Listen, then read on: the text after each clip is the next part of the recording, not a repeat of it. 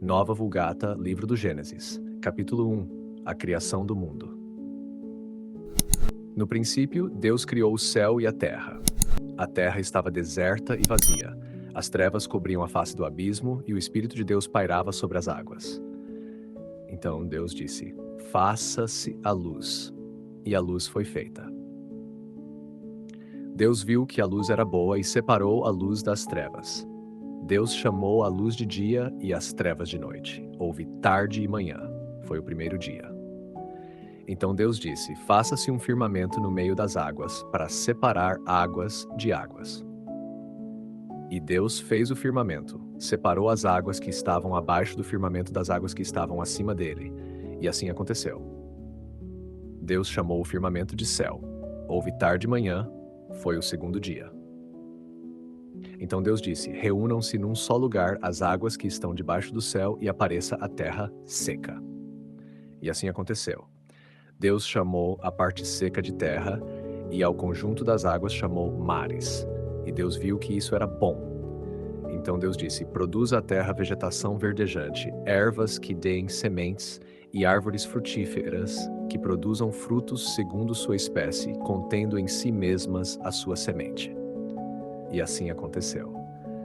A terra produziu vegetação, ervas que davam sementes segundo sua espécie, e árvores que produziam frutos contendo sementes segundo sua espécie. E Deus viu que isso era bom. Houve tarde e manhã. Foi o terceiro dia. Então Deus disse: façam-se luminárias no firmamento do céu para separar o dia da noite. Elas servirão como sinais para marcar os tempos, os dias e os anos. Que brilhem no firmamento do céu para iluminar a terra. E assim aconteceu. Deus fez as duas grandes luminárias, a maior para governar o dia e a menor para governar a noite. Fez também as estrelas. Deus as colocou no firmamento do céu para iluminarem a terra, para governarem o dia e a noite e para separarem a luz das trevas. E Deus viu que isso era bom. Houve tarde e manhã. Foi o quarto dia. Então Deus disse: fervilhem as águas de seres vivos e voem aves sobre a terra sob o firmamento do céu. Deus criou os grandes animais marinhos e todos os seres vivos que se movem nas águas segundo suas espécies. Criou também todas as aves segundo suas espécies. E Deus viu que isso era bom. Então Deus os abençoou, dizendo: crescei e multiplicai-vos, enchei as águas dos mares e multipliquem-se as aves sobre a terra. Houve tarde e manhã. Foi o quinto dia. Então Deus disse: produza a terra seres vivos segundo suas espécies, animais domésticos, répteis e feras da terra, cada qual segundo sua espécie. E assim aconteceu. Deus fez os animais da terra segundo suas espécies, os animais domésticos segundo suas espécies e todos os répteis da terra segundo suas espécies. E Deus viu que isso era bom. Então Deus disse: façamos o homem à nossa imagem e semelhança, que ele domine sobre os peixes do mar, as aves do céu, os animais da terra e todos os seres que se movem sobre ela. E Deus criou o homem à sua imagem. A imagem de Deus o criou, homem e mulher os criou. Deus os abençoou e lhes disse: crescei e multiplicai-vos, enchei a terra e submetei-a, dominai sobre os peixes do mar, as aves do céu e todos os seres vivos que se movem sobre a terra.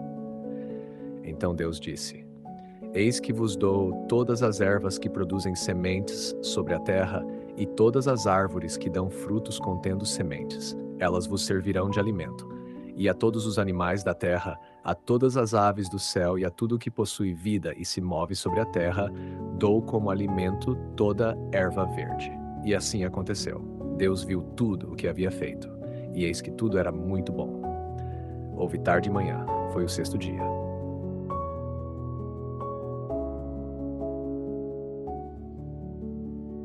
Comentário patrístico de destaque para Gênesis 1, Santo Agostinho de Hipona. Obra Gênesi ad litteram. Comentário literal ao Gênesis. Entre todos os comentários patrísticos sobre Gênesis 1, o de Santo Agostinho de Hipona, presente em sua obra de Gênesi ad litteram, é geralmente considerado um dos mais profundos e influentes da tradição cristã.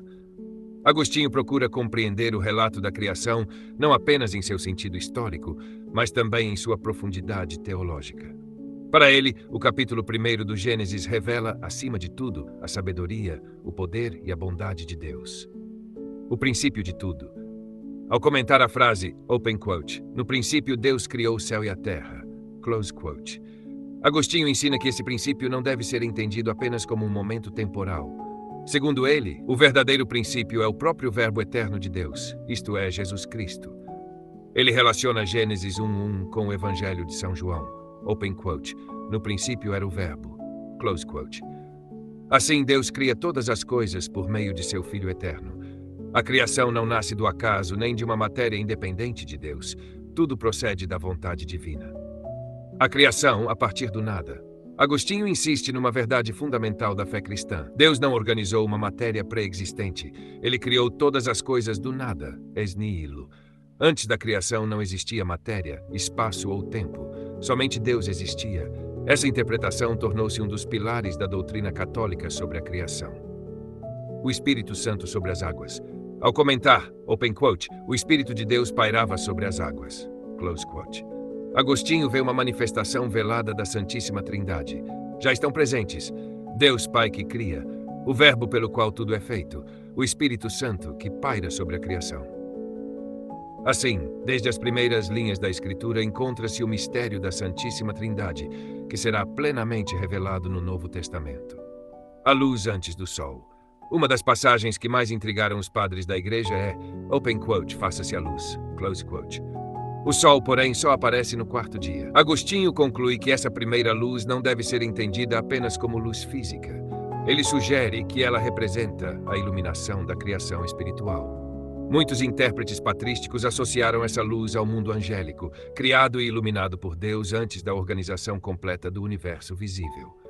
Para Agostinho, essa luz manifesta a ordem divina que afasta o caos e estabelece a harmonia da criação. Os 6 dias da criação.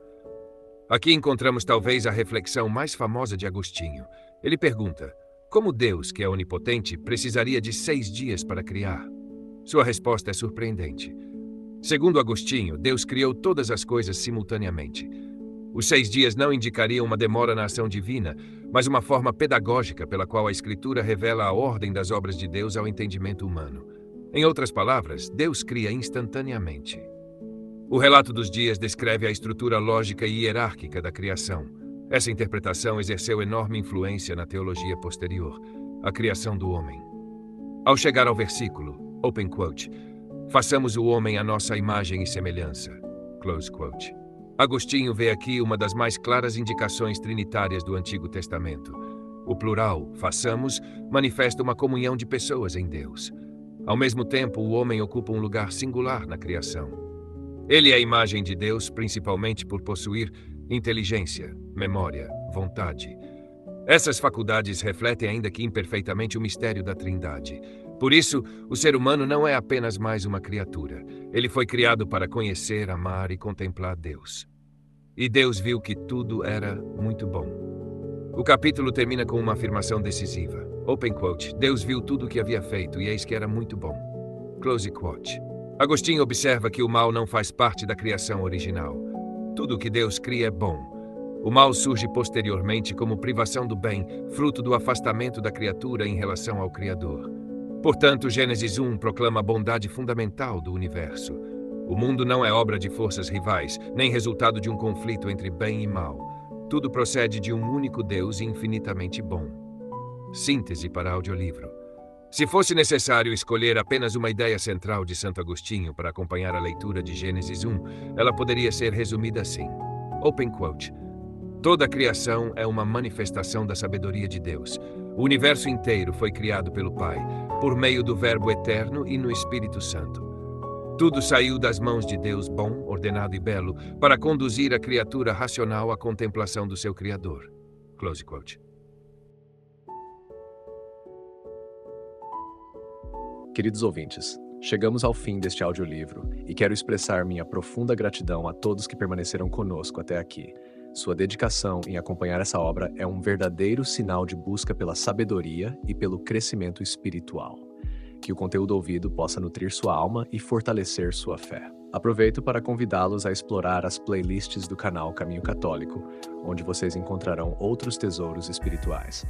São obras que podem acompanhar e iluminar sua jornada, como Castelo Interior de Santa Teresa de Jesus, Confissões de Santo Agostinho, Palavras Bíblicas com o Evangelho comentado por grandes eclesiásticos, Filoteia de São Francisco de Sales, Tratado da Verdadeira Devoção à Santíssima Virgem de São Luís Maria de Montfort, A Imitação de Cristo de Tomás de Kempis e As Três Idades da Vida Interior do Padre Garrigou Lagrange. Cada uma dessas obras oferece um caminho profundo de reflexão e conversão, e espero que possam encontrar nelas a mesma riqueza espiritual que proporcionaram a tantas gerações. Nosso canal está sempre aberto para quem deseja aprender e crescer na fé. Continue nos acompanhando e compartilhando essa jornada espiritual. Mais uma vez, obrigado por sua presença e que Deus abençoe a todos.